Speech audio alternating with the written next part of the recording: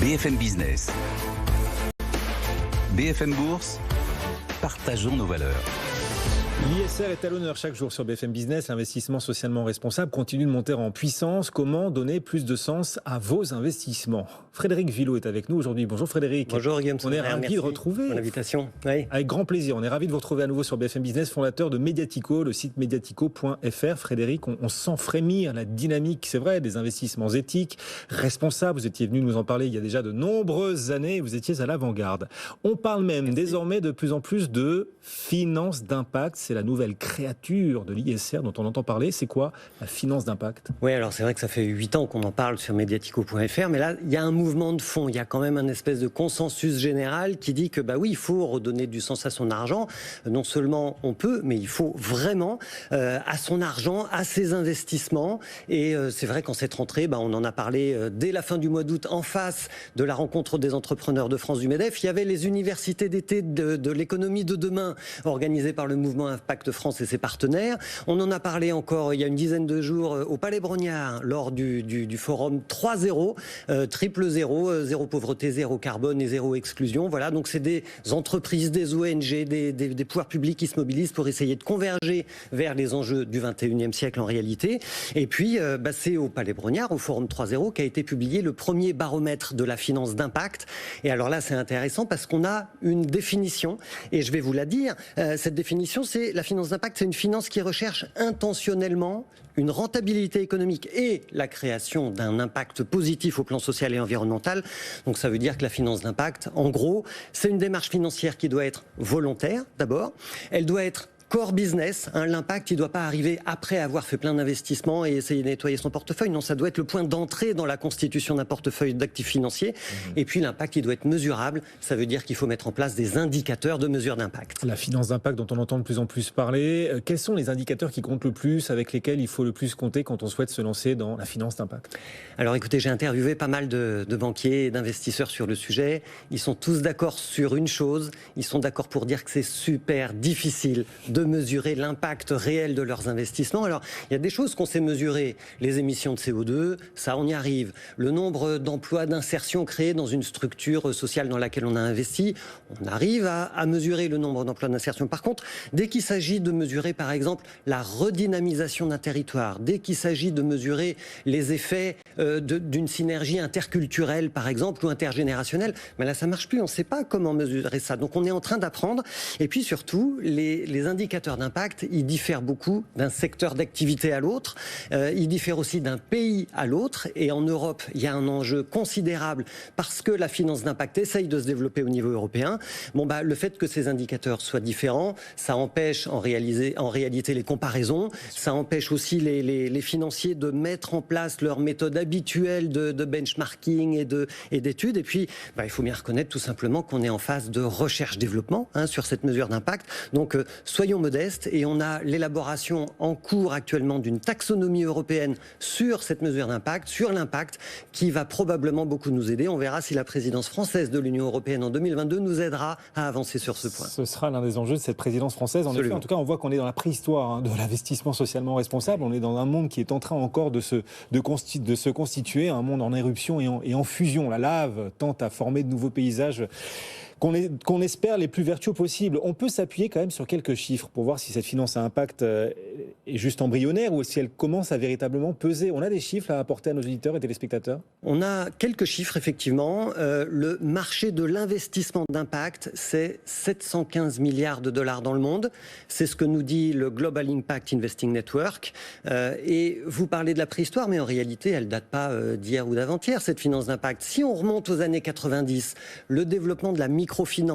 La microfinance, c'est tous ces microcrédits, ces tout petits crédits qu'on accorde aux entrepreneurs pour leur permettre d'acheter une machine à coudre quand on est couturière en Inde, par exemple. Bref, tous ces gens qui essayent de créer leur propre emploi et qui n'ont pas les moyens d'emprunter, voilà à quoi sert le microcrédit, la microfinance. Aujourd'hui, cette microfinance, c'est 160 milliards de dollars de crédits en cours dans le monde qui ont été accordés. Oui, bien sûr, qui ont été accordés à 140 millions de personnes. Donc voilà, là on a quelque chose qui date d'il y a une bonne bonne trentaine d'années et qui pèse. Deuxième exemple, la finance verte. L'année dernière, en 2020, il y a eu quand même l'émission de 300 milliards de dollars d'obligations climat qui ont été émises par le secteur financier parce qu'il faut le relever, ce défi climatique. Donc, la finance essaye d'y répondre et heureusement. Puis, troisième exemple, l'impact investing, c'est-à-dire tous ces investissements dans le non-coté chez les petits entrepreneurs, ceux de l'économie sociale et solidaire en particulier, qui sont au cœur de l'activité de Mediatico.fr. Impressionnant. Vous savez qu'on aime bien les travaux pratiques aussi sur BFM Business. En ce moment, si on veut devenir investisseur d'impact, on doit investir où? Est-ce qu'il y aurait des points d'atterrissage pour ceux qui voudraient transformer tout ça en actes? Alors Guillaume, si vous voulez devenir investisseur d'impact, déjà, je vous conseille de désinvestir Total Energy, parce qu'à l'heure de la crise climatique, quand vous avez un groupe qui, au cœur de l'été, vous dit « je vais investir 27 milliards de dollars en Irak dans les énergies fossiles », et pas que, mais franchement, il y a 80% c'est de l'énergie fossile, on se dit qu'il y a un vrai problème. Donc oui, mais Patrick Pouyanné, le patron de Total, il explique lui que c'est par le pétrole qu'il finance la transition énergétique de Total. Oui, alors d'accord. Combien de temps ça va pouvoir durer, d'accord? Et puis, vous et moi, qu'est-ce qu'on a envie de mettre dans notre portefeuille sur le plan moral? Qu'est-ce qu'on a envie d'encourager comme modèle économique et comme modèle d'investissement? Moi, personnellement, c'est pas celui-là. Le problème, c'est que si je vous encourage à désinvestir Total Energy, vous allez vendre votre ligne dans votre portefeuille et il y a quelqu'un qui va le racheter en face. Donc finalement, c'est un jeu à somme nulle parce que quelqu'un va racheter vos parts et en réalité, le système se poursuit. Donc c'est pas non plus la seule bonne solution. Il y a deux autres stratégies qu'on peut adopter pour être un investisseur d'impact. Soit vous devenez un investisseur engagé, c'est-à-dire que vous pratiquez l'engagement actionnarial. Vous savez que tous les actionnaires peuvent voter en assemblée générale, donc vous pouvez proposer des résolutions. C'est ce que fait par exemple le Forum pour l'investissement responsable. Il a acheté une action de chaque entreprise du CAC 40 pour pouvoir proposer des résolutions. C'est ce que fait le fonds d'investissement Fitrust aussi, par exemple. Et l'objectif, c'est d'orienter la stratégie de l'entreprise dans laquelle vous avez des actions. Et puis, la deuxième stratégie possible, c'est tout simplement de sélectionner vos actifs dès la constitution de votre portefeuille d'actifs. Et donc, vous pratiquez ce qu'on appelle l'exclusion. Donc, moi, je ne veux pas Total Energy, très bien. Mais si on prend un autre exemple, Ecofi, par exemple, la filiale du Crédit Coopératif, a décidé à annoncer la semaine dernière qu'elle renforçait son engagement climat. Et Ecofi a décidé tout simplement de sortir totalement des énergies fossiles d'ici à 2050. 2050, c'est dans 30 ans, c'est dans longtemps, et ça prouve bien la difficulté de désinvestir véritablement, même quand on est une banque engagée comme Ecofi et le Crédit Coopératif. Bon, et puis on peut agir aussi à travers le non-coté. On a beaucoup parlé de bourse, là, il y a le non-coté qui permet de lever une forme d'efficacité pour c'est ça. Et puis c'est vrai que chez Mediatico, c'est presque ce qu'on a le plus dans notre cœur, c'est ces petits entrepreneurs non cotés qui ont besoin d'encouragement parce qu'ils sont en train d'innover, ils sont en train de transformer les modèles économiques et de s'engager pour du social et de l'environnemental et de l'écologique. Alors deux exemples, l'association Habitat et Humanisme en ce moment, elle est en levée de fonds. Alors Habitat et Humanisme, c'est une association qui construit ou qui réhabilite des logements pour les louer à des personnes qui sont en grande difficulté sociale.